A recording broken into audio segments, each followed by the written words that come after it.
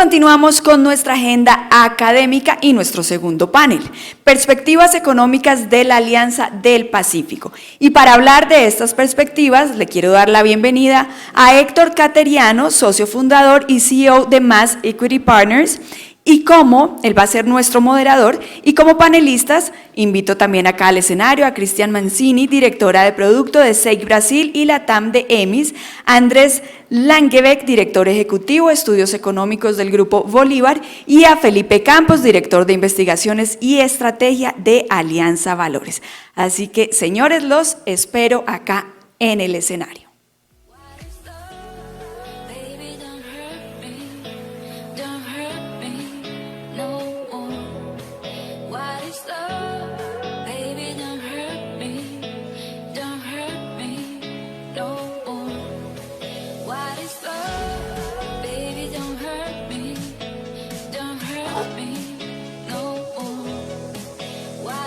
Muy bien, estamos listos, así que les cedo la palabra y tienen sus micrófonos, el cronómetro para ir controlando el tiempo, y les cedo la palabra a nuestro señor moderador Héctor Cateriano.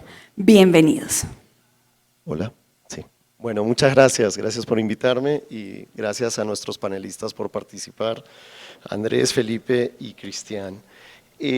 Hablando de la Alianza del Pacífico, tenemos algunas preguntas que la gente nos ha hecho y que queremos transmitirle para que ustedes nos respondan. Primero ¿cuáles son las perspectivas económicas que ven para la Alianza del Pacífico este 2020, viéndolo desde un nivel macro? De repente, Andrés, tú puedes comenzar para respondernos esto. Bueno, antes que todo un agradecimiento por la invitación, Paula, muy gentil. Bueno, empecemos por los temas de largo plazo y después vamos a 2020. Cuando uno mira el crecimiento de los países de la Alianza del Pacífico desde el año 2000 hasta el año 2019, uno encuentra que el país que más ha crecido es Perú, con 4.8%, le sigue Colombia con 3.8%, Chile con 3.7% y México tiene un crecimiento de apenas del 2%.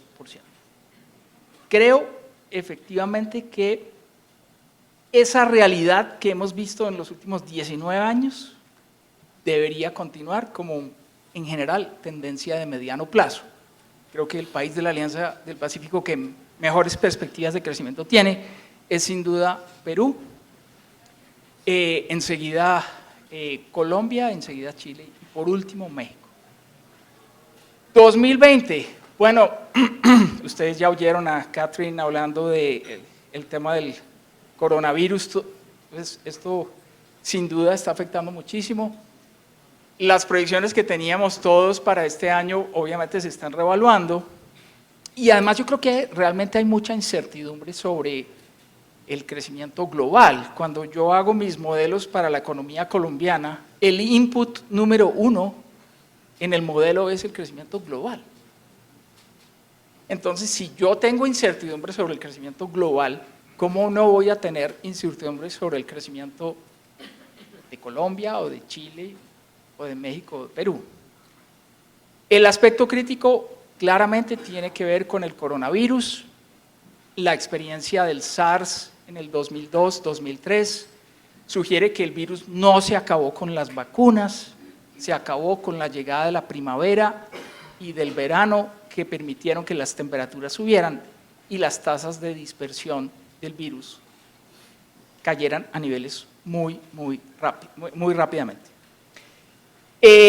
Si eso se da, pues creo que vamos a tener, tal como lo decía Catherine, un repunte en el crecimiento global y eso nos va a permitir crecer a todos los países de la Alianza del Pacífico.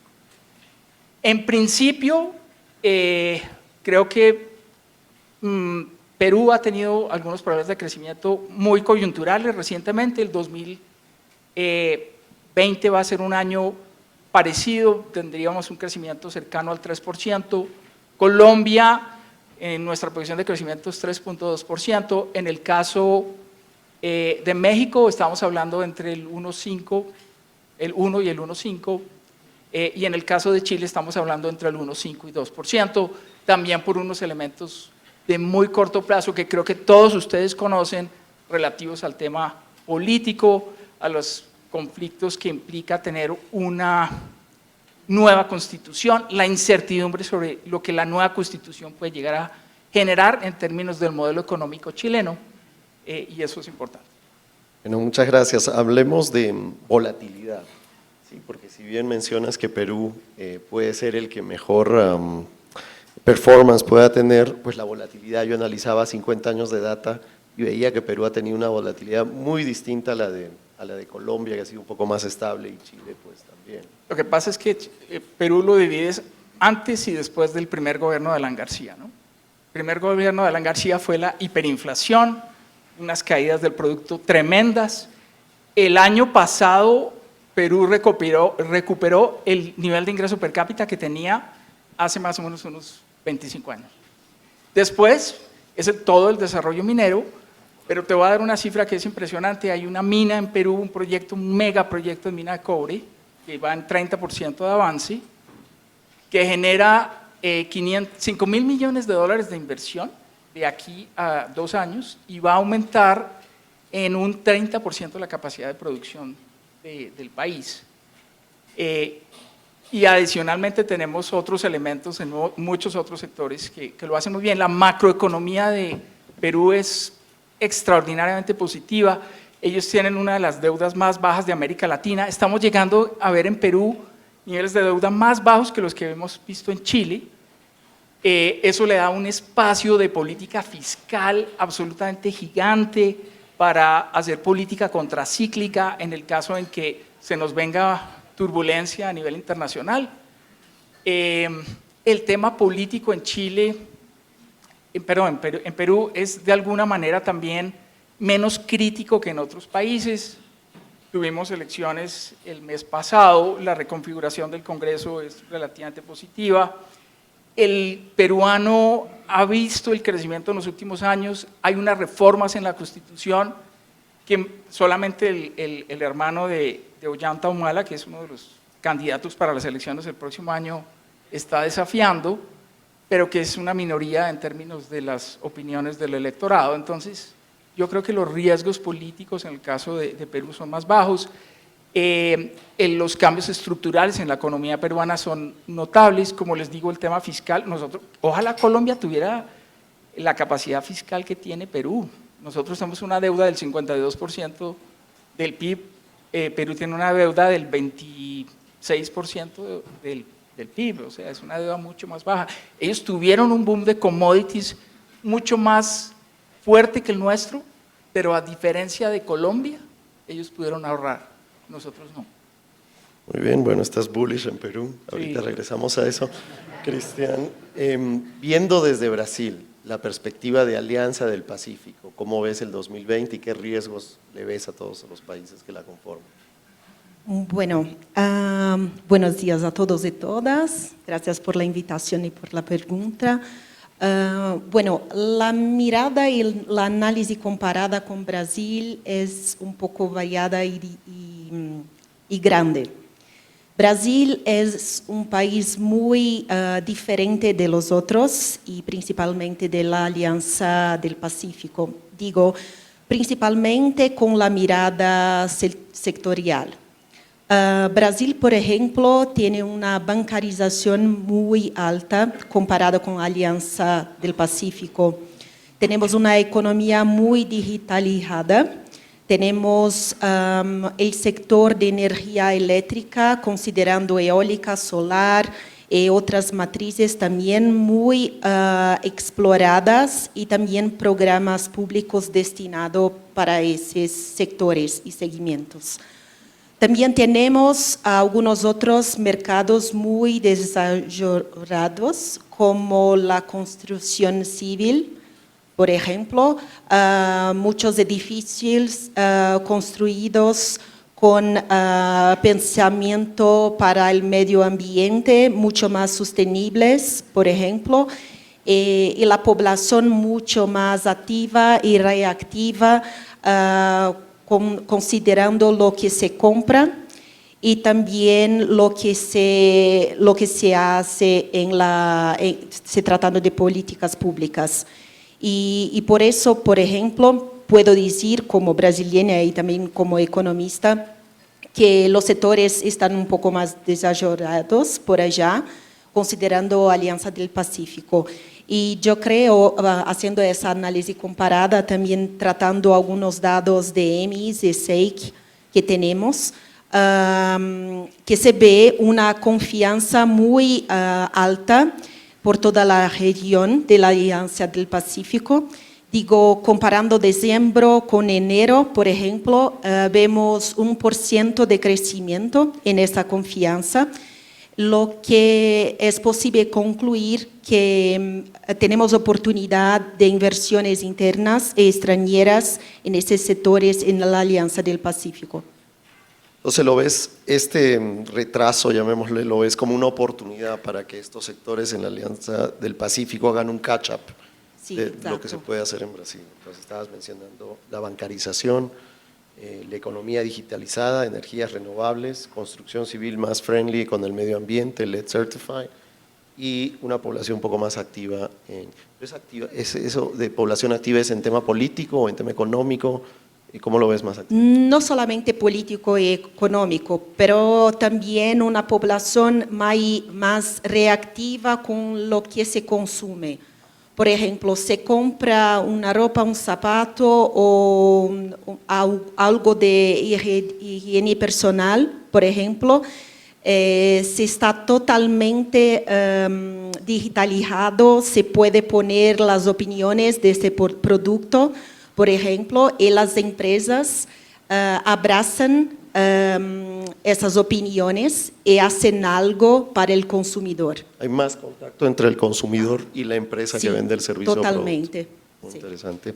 ¿Cuál para ti es el país donde tú estás más bullish? Andrés nos dijo Perú. ¿Cuál es el que tú crees que va a crecer más, tiene más oportunidad? Sí, bueno, primero, tratando de las análisis comparadas, México, pero las expectativas son muy altas para ese país. Yo creo que se tratan en esos sectores que yo mencioné, Colombia y después Perú. Pero tenemos que tener los sectores separados, haciendo análisis separadas para ellos. Muy bien, muchas gracias. Felipe, para ti, la Alianza del Pacífico, pues supongo compartes mucho de la data histórica que nos menciona Andrés. ¿Cuáles son los principales riesgos y qué sectores y qué países el que ves que podría tener una tendencia más positiva que los otros? Vale, bueno, muchas gracias. También agradezco la invitación. Digamos, la historia que yo voy a contar va a tener dos partes. Hemos ido como, digamos, arrancamos con Andrés con bastante optimismo. Yo voy a mostrar la parte un poquito más complicada de lo que estoy viendo en el corto plazo en cuanto a la Alianza del Pacífico. Pero después voy a tratar de voltearlo y dar una muy buena perspectiva hacia el largo plazo, que también Andrés la planteó. Entonces, lo primero es que la foto con la que estamos arrancando el 2020 es muy interesante porque había unos planes, ¿no? México está en recesión, pues, y el plan era que México se levantara y creciera al 1%. Chile está tratando de evitar la recesión con ya un trimestre negativo, y el plan es que Chile también vaya a 1%. Esos dos países lo que creíamos es que podían crecer al 1%. Y mientras tanto los líderes, tenemos a un Perú que se cree que puede subir al 3% y Colombia que se puede mantener encima del 3%. Tenemos como las dos caras de la moneda, entre Chile y México pasando un poquito de agua y Colombia y Perú liderando, Colombia con un gran 2019. Si me preguntan, bueno, ¿qué se viene ahora con este choque del virus y con todas las expectativas que se pueden dar en el 2020? Para mí esos números no se van a dar. Básicamente es muy difícil, creo yo, que Colombia y Perú se van a poner por encima del 3%. Dudo que Colombia logre el 3%, pero eso va a ser una duda, como dice Andrés, no sabemos, es difícil calcularlo. Y dudo que México y Chile puedan lograr ese 1% que originalmente se pensaba. Y hay varias razones. En principio, digamos, lo que tenemos que pensar y lo difícil de medir el tema del virus es que todos los virus son diferentes y todas las épocas son diferentes, como decía Catherine. Pero digamos que la época, lo que sí sabemos es lo que está pasando en la época actual. Entonces sabemos que hay muchos países que evitaron la recesión, pero por un pelo, el año pasado. Entre ellos, pues, otros sí cayeron. Entonces, varios países van a estar en recesión, así no tengamos una recesión global, varios países van a estar en recesión este año. Sabemos que tenemos el dólar muy fuerte, el dólar probablemente más fuerte de hace mucho tiempo, llevamos con 10 años de dólar fuerte, el dólar no se subió en el 2014 con el petróleo, el dólar lleva mucho tiempo arriba, lo cual digamos que ahoga al comercio mundial, entonces llega en un entorno bien difícil, llega en un año este tema del virus, en que los países están como separándose un poquito, tenemos este tema de la guerra comercial que no terminó, la guerra comercial continúa, los impuestos que está pagando en este momento China, Estados Unidos, son más altos que el promedio de todo el año pasado, entonces la guerra comercial continúa, entonces llega en un momento que no es bueno, entonces digamos es fácil intuir que vamos a desacelerarnos o por lo menos que los números van a ser menores a los que nos imaginábamos hace unos meses y eso no va a ser bueno. Y a eso le sumamos una cosa y es que los economistas, y no es que es muy difícil el trabajo, pero somos muy malos cuando los choques llegan, es muy complicado, los modelos se nos confunden y hay muchas formas en que se transmiten las variables que no solo se limitan, digamos, a la participación que tiene un país o un sector dentro de un país. Y el ejemplo que más se me viene a la cabeza es que en el 2016, principios del 2016, el petróleo ya estaba en 30. Yo puedo argumentar que nadie sabía que el petróleo se iba a caer, eso está clarísimo. Pero con petróleo a 30 en Colombia, las proyecciones económicas del PIB eran que no íbamos a bajar del 3, 3,5. Y pues ya sabemos que la historia terminó en 1,4.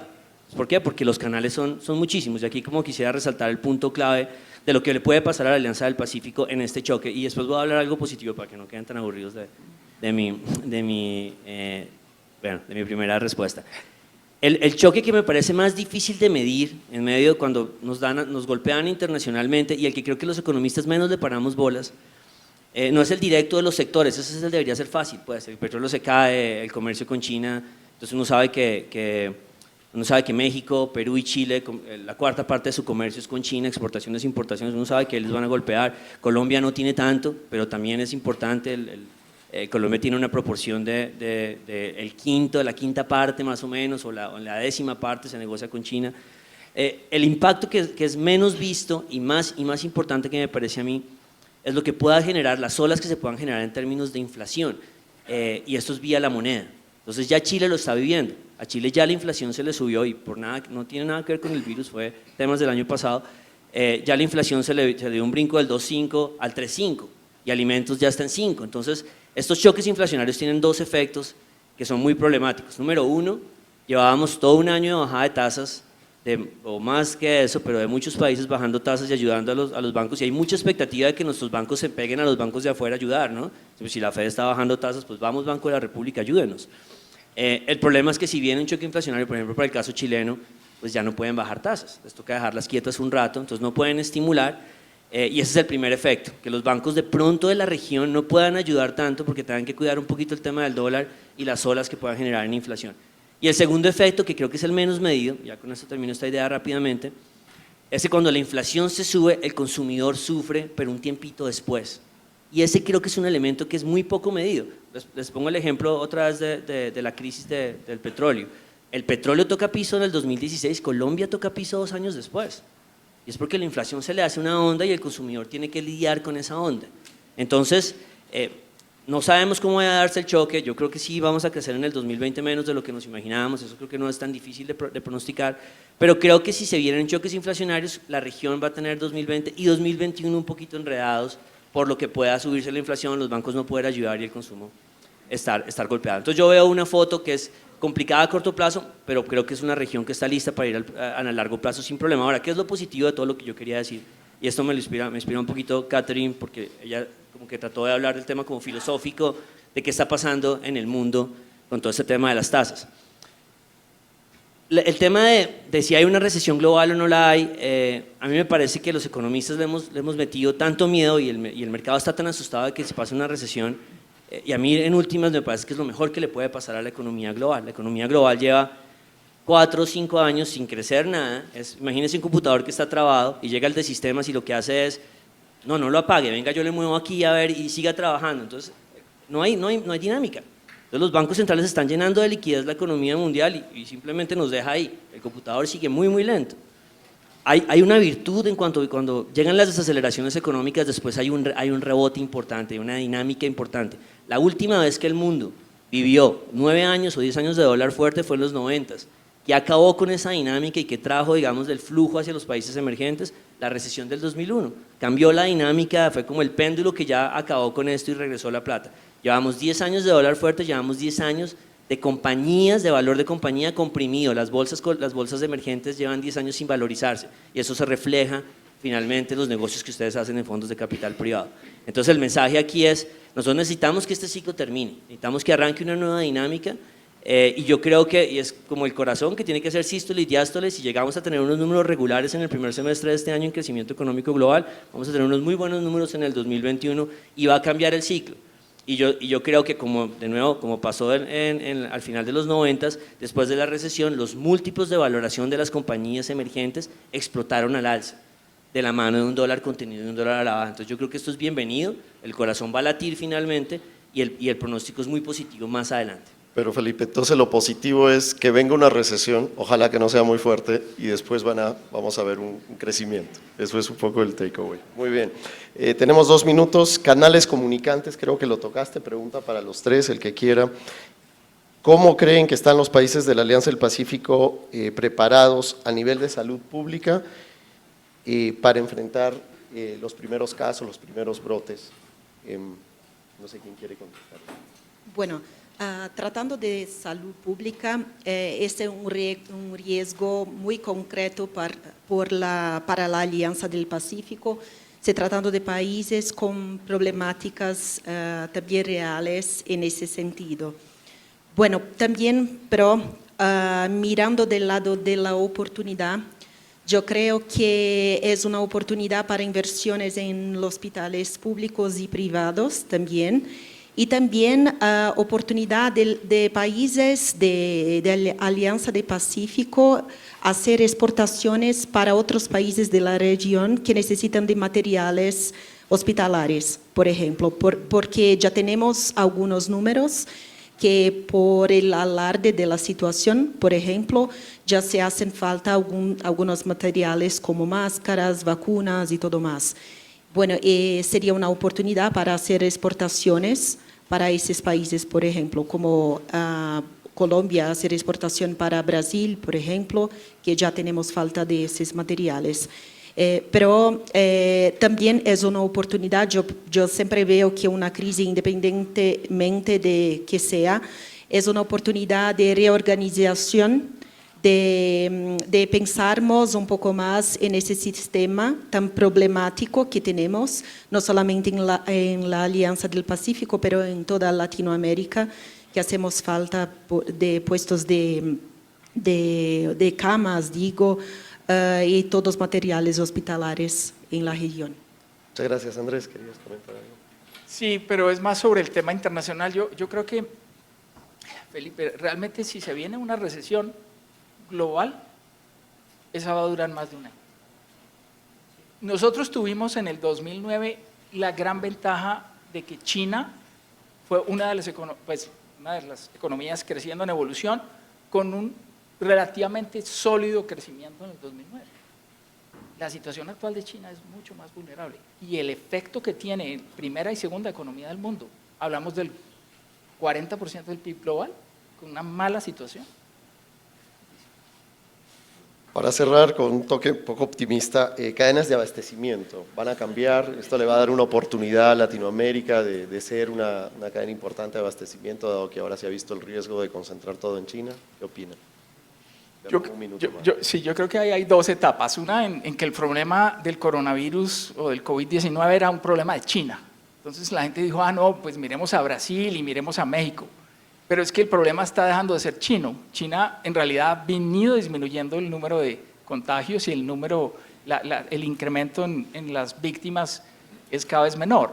En la medida en que tenemos un virus que se globaliza y llega a Brasil, y llega a Argentina, llega a Chile y pues se descontrola en Italia, pues ya uno no tiene a dónde coger.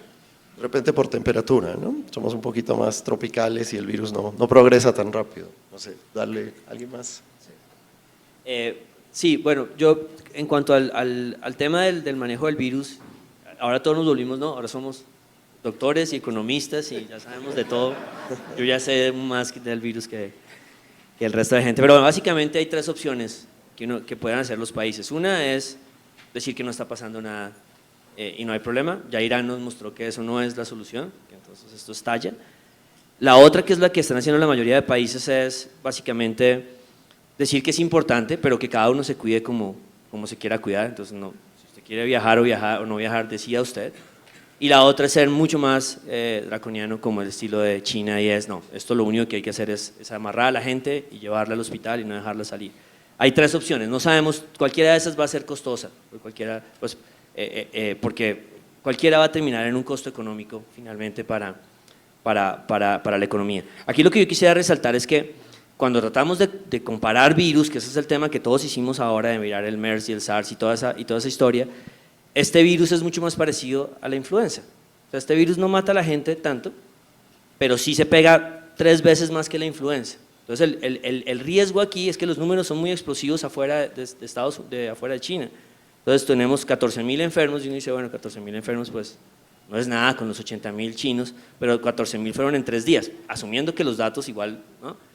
Pero esto puede ser así exponencial y es que en 3 semanas puede llegar al millón de contagiados. Y uno diría, no, ahí está este tipo exagerando. Bueno, la influenza en el año, digamos que puede tener 40 o 50 millones de enfermos de influenza al año y tener básicamente 60.000 muertos en Estados Unidos o 400.000. Entonces, lo raro de este virus es que se parece más a la influenza que al MERS y al SARS y toda esa historia, que se contagia mucho y se mueren poquitos. Con la influenza la gente no hace nada, nadie se protege de la influenza, hágale, porque además varía mucho. El riesgo es, vuelvo a insistir, es un poco que no se puede hacer la contención que hizo China y que terminemos con varios millones de enfermos, no van a ser muchos los muertos, pero sí esta enfermedad tiene una tasa de mortalidad más alta que la influenza. Entonces los países tienen que escoger qué van a hacer, yo creo que van a escoger la segunda. Y esperemos que no resulte la segunda, que no sea contención, pues porque es muy difícil que en un país como estos vamos a encerrar a la gente, claramente no lo vamos a hacer, que no terminemos con más que se prenda mucho. Ahora, lo que tú dices, el trópico está muy bien, el trópico generalmente eso no se desarrolla, y Andrés también comentaba alguna vez que viene el cambio bueno, se acaba el invierno y viene el verano. Ojalá esto pase rápido y no coja el invierno ahora de los países que ya, de Australia o países que también ya tienen el virus y termine pues alargándose esto, pues no lo sabemos. Bueno, muchas gracias a mis panelistas, pues de repente el próximo año en Anapoima tenemos esto, ¿sí? Calientico. Gracias a todos. Muchas gracias. Muchísimas gracias, el aplauso es para ustedes. Gracias a nuestro moderador y a nuestros panelistas, pueden volver a sus puestos. Muchísimas gracias por su participación.